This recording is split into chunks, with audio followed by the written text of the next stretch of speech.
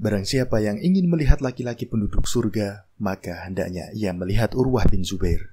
Quotes by Abdul Malik bin Marwan, temannya Urwah bin Zubair. Pagi itu matahari memancarkan benang-benang cahaya yang berwarna keemasan di atas Baitul Haram, menyapa ramah pelatarannya yang suci. Di Baitullah, sekelompok sisa-sisa sahabat Rasulullah SAW dan tokoh-tokoh tabi'in dengan mengharumkan suasana dengan lantunan tahlil dan takbir, menyejukkan sudut-sudutnya dengan doa-doa yang solih. Mereka membentuk halakoh-halakoh berkelompok-kelompok di sekeliling Ka'bah yang agung, yang tepat berdiri di tengahnya Baitul Haram. Dengan kemegahan dan keagungannya, mereka memanjakan pandangan matanya dengan keindahan yang menakjubkan dan berbagi cerita di antara mereka, tanpa senda gurau yang mengandung dosa. Di dekat rukun Yamani duduklah 4 remaja yang tampan rupawan, berasal dari keluarga yang mulia, seakan-akan mereka adalah bagian dari perhiasan masjid, bersih pakaiannya dan menyatu hatinya. Keempat remaja itu adalah Abdullah bin Zubair dan saudaranya yang bernama Mus'ab bin Zubair dan saudaranya lagi bernama Urwah bin Zubair, tokoh utama kita. Dan satu lagi adalah Abdul Malik bin Marwan. Pembicaraan mereka semakin serius. Kemudian seorang di antara mereka mengusulkan agar masing-masing mengemukakan cita-cita yang didambakannya. Maka hayalan mereka melambung tinggi menembus alam luas, dan cita-cita mereka berputar mengitari taman hasrat mereka yang subur. Mulailah Abdullah bin Zubair angkat bicara. Cita-citaku adalah menguasai seluruh Hijaz dan menjadi khalifah baginya. Saudaranya Mus'ab menyusulnya. Keinginanku adalah dapat menguasai 2 wilayah Irak dan tak ada yang merongrong kekuasaanku.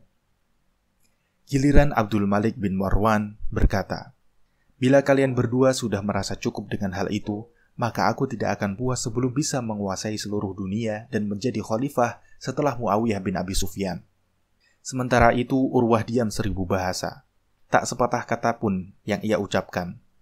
Semua mendekatinya dan bertanya, bagaimana denganmu? Apa cita-citamu kelak, wahai Urwah? Beliau berkata, semoga Allah Subhanahu wa Ta'ala memberkahi semua cita-cita dari urusan dunia kalian.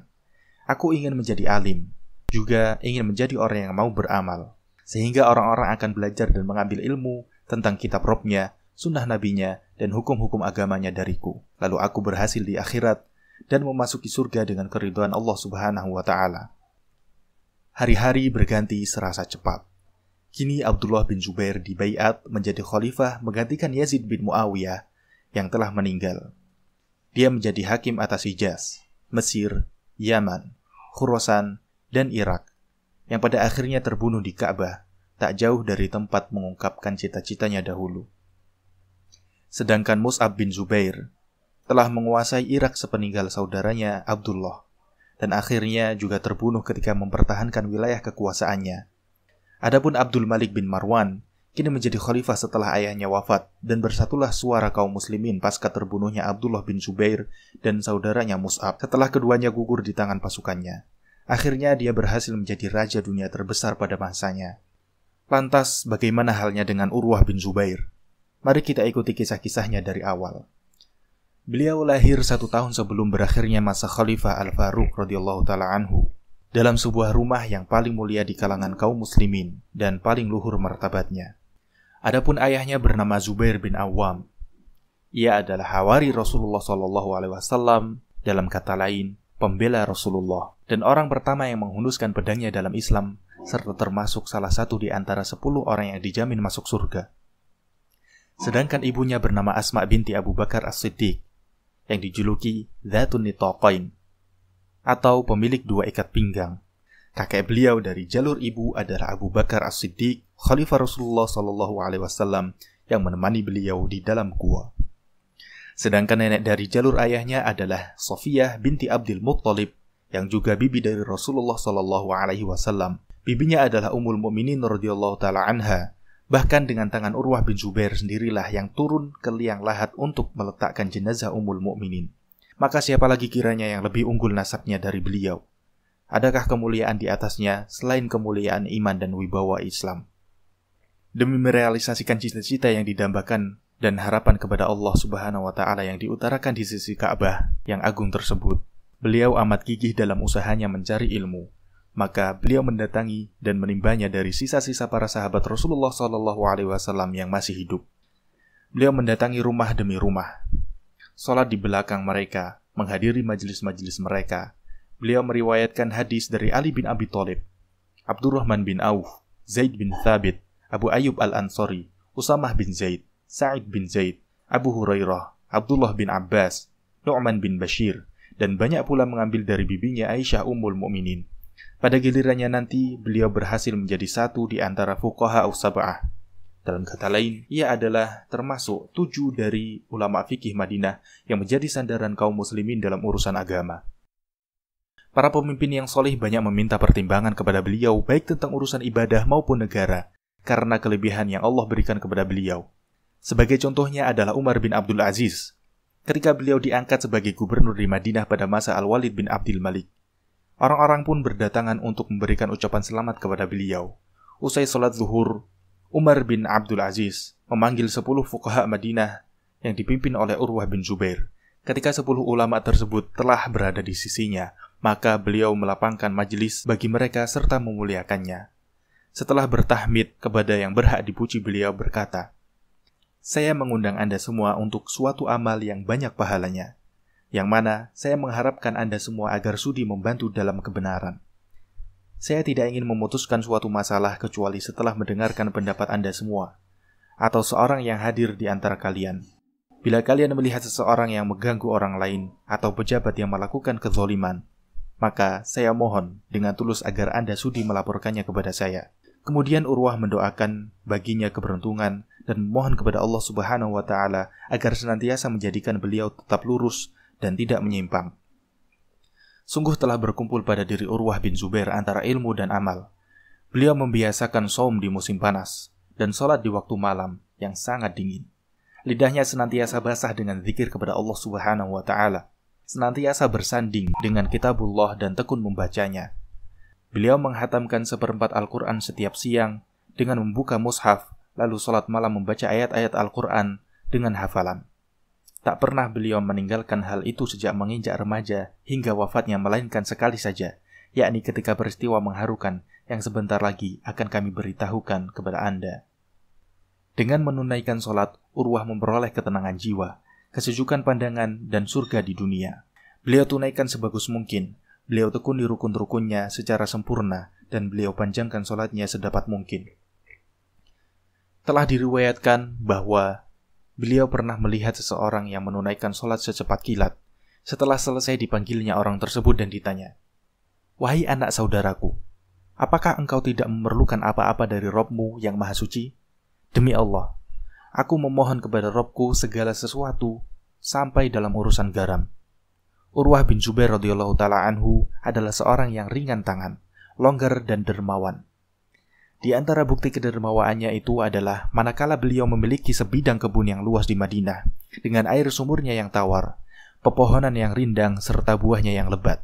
Beliau pasang pagar yang mengelilinginya untuk jaga kerusakan dari binatang-binatang dan anak-anak yang usil, hingga tatkala buah telah masak dan membangkitkan selera bagi yang memandangnya, dibukalah beberapa pintu sebagai jalan masuk bagi siapapun yang menghendakinya. Begitulah orang-orang keluar masuk kebun Urwah sambil merasakan lezatnya buah-buahan yang masak sepuas-puasnya dan membawa sesuai dengan keinginannya.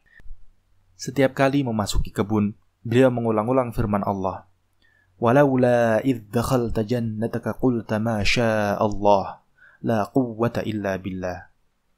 Yang artinya, dan mengapa kamu tidak mengucapkan tatkala kamu memasuki kebunmu, Masya Allah, la quwwata illa billah. Sesungguhnya kehendak Allah semua itu terwujud, tiada kekuatan kecuali dengan pertolongan Allah. Quran Surat Al-Kahfi ayat 39.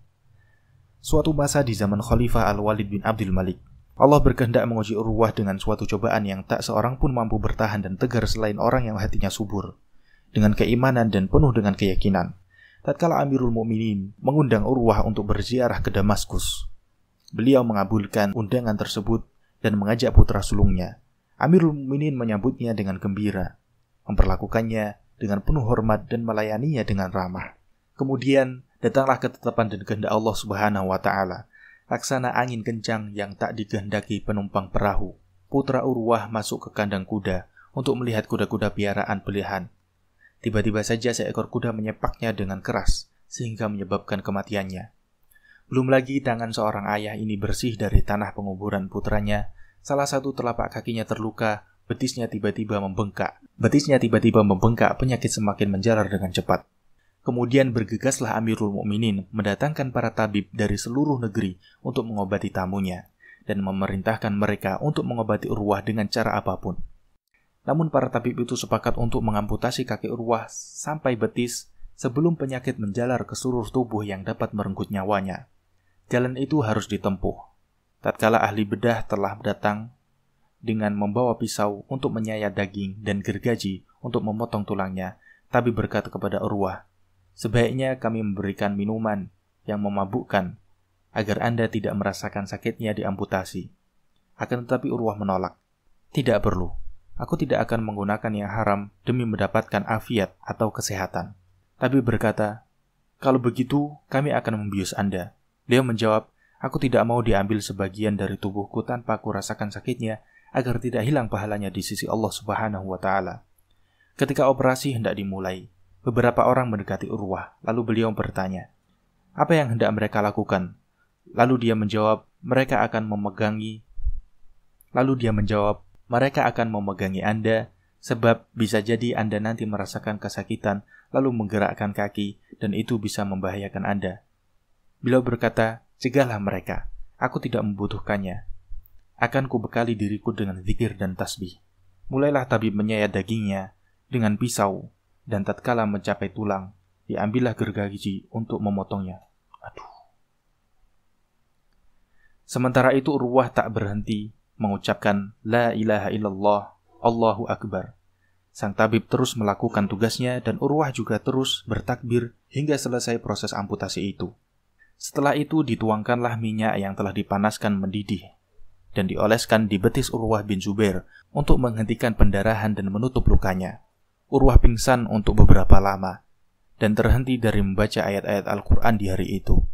Inilah satu-satunya hari di mana beliau tidak bisa melakukan kebiasaan yang beliau jaga semenjak remajanya. Ketika Urwah tersadar dari pingsannya, beliau meminta potongan kakinya, dibolak-baliknya sambil berkata, "Dia Allah yang membimbing aku untuk membawamu di tengah malam ke masjid. Dia maha mengetahui bahwa aku tak pernah menggunakannya untuk hal-hal yang haram." Kemudian dibacanya syair Ma'an bin Aus.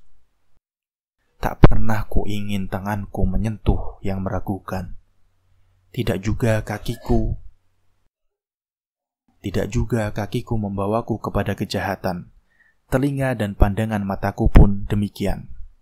Tidak pula menuntun ke arahnya pandangan dan pikiran. Aku tahu, tiadalah aku ditimpa musibah dalam kehidupan, melainkan telah menimpa orang lain sebelumku." Kejadian tersebut membuat Amirul Mukminin Al-Walid bin Abdul Malik sangat terharu. Urwah telah kehilangan putranya, lalu sebelah kakinya. Maka dia berusaha untuk menghibur dan menyabarkan hati tamunya atas musibah yang menimpanya tersebut. Bersamaan dengan itu, di rumah khalifah datang satu rombongan Bani Abbas yang salah seorang di antaranya buta matanya. Kemudian Al-Walid menanyakan sebab musabab kebutaannya. Dia menjawab, "Wahai Amirul Mukminin, dulu tidak ada seorang pun di kalangan Bani Abbas yang lebih kaya dalam harta dan anak dibanding saya. Saya tinggal bersama keluarga di suatu lembah, di tengah kaum saya.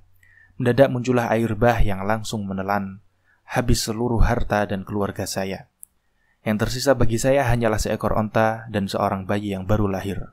Onta tersebut sangat liar, dan dia lari dari saya. Maka saya taruh bayi itu di atas tanah, lalu saya kejar onta tadi.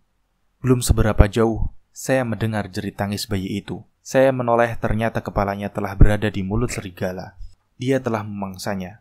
Saya kembali, tapi tak bisa berbuat apa-apa lagi karena bayi itu sudah habis dilahapnya. Lalu serigala tersebut lari dengan kencangnya. Akhirnya saya kembali mengejar onta liar tadi sampai dapat. Tapi begitu saya mendekat, dia menyepak dengan keras hingga hancur wajah saya dan buta kedua mata saya. Kemudian saya dapati diri saya kehilangan semua harta dan keluarga dalam sehari semalam saja dan hidup tanpa memiliki penglihatan." Kemudian Al-Walid berkata kepada pengawalnya, Ajaklah orang ini menemui tamu kita Urwah.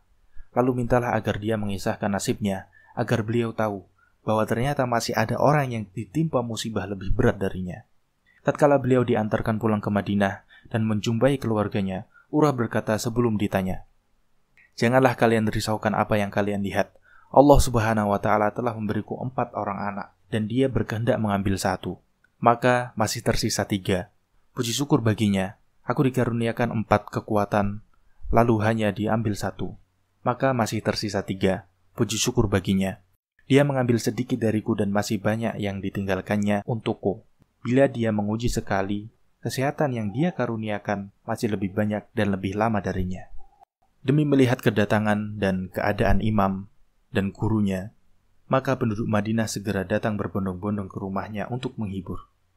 Yang paling baik di antara ungkapan teman-teman Urwah adalah dari Ibrahim bin Muhammad bin Tolhah. Ia berkata, "Bergembiralah wahai Urwah bin Abdillah, sebagian dari tubuhmu dan putramu telah mendahuluimu ke surga. Insya Allah yang lain akan segera menyusul kemudian. Karena rahmatnya Allah Subhanahu wa Ta'ala meninggalkan engkau untuk kami, sebab kami ini fakir dan memerlukan ilmu fikih dan pengetahuanmu. Semoga Allah memberikan manfaat bagimu dan juga kami. Allah Subhanahu wa Ta'ala adalah wali bagi pahala untukmu, dan Dia pula menjamin kebagusan hisab untukmu."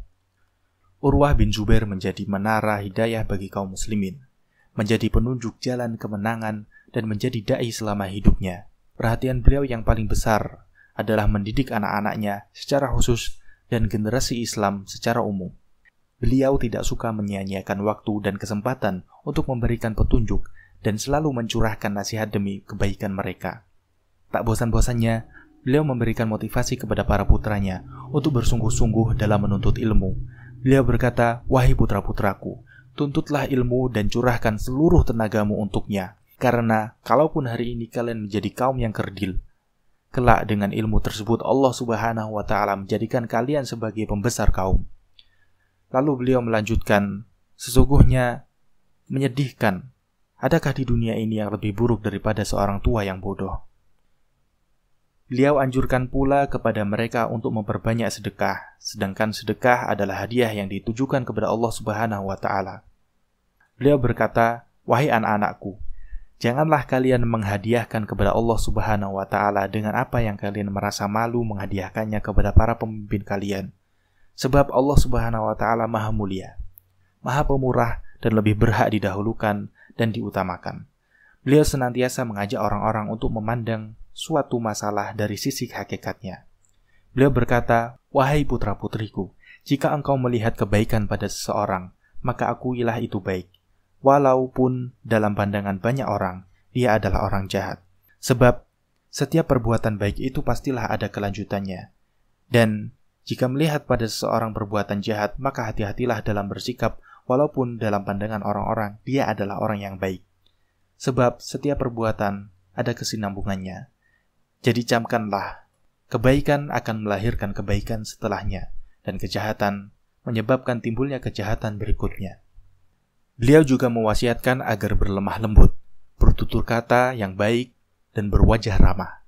Beliau berkata, "Wahai putra-putriku, tertulis di dalam hikmah, jadikanlah tutur katamu indah dan wajahmu penuh senyum, sebab hal itu lebih disukai orang daripada suatu pemberian." Jika beliau melihat seseorang yang condong pada kemewahan dan mengutamakan kenikmatan, diingatkannya betapa Rasulullah SAW selalu membiasakan diri untuk hidup sederhana. Sebagai contoh adalah kisah yang diceritakan oleh Muhammad bin Al-Munkadir. "Aku bertemu dengan Urwah bin Zubair. Dia menggandeng tanganku sambil berkata, 'Wahai Abu Abdillah.' Aku jawab, 'Labbaik.' Urwah berkata, 'Aku pernah menjumpai ibuku Aisyah radhiyallahu ta'ala anha.' Lalu beliau berkata, 'Wahai anakku, demi Allah, ada kalanya selama 40 hari tak ada api menyala di rumah Rasulullah SAW untuk lampu ataupun memasak. Maka aku bertanya, bagaimana Anda berdua bisa hidup pada waktu itu?' Beliau menjawab, 'Dengan kurma dan air.' Urwah hidup hingga usia 71 tahun. Hidupnya penuh dengan kebajikan, kebaktian, dan diliputi ketakwaan. Ketika dirasa ajalnya sudah dekat dan dia di dalam keadaan shaum, keluarganya mendesak agar beliau mau makan, tetapi beliau menolak keras karena ingin berbuka di sisi Allah Subhanahu wa Ta'ala dengan minuman dari telaga Al-Kautsar yang dituangkan dalam gelas-gelas perak oleh para bidadari cantik di surga. Wow.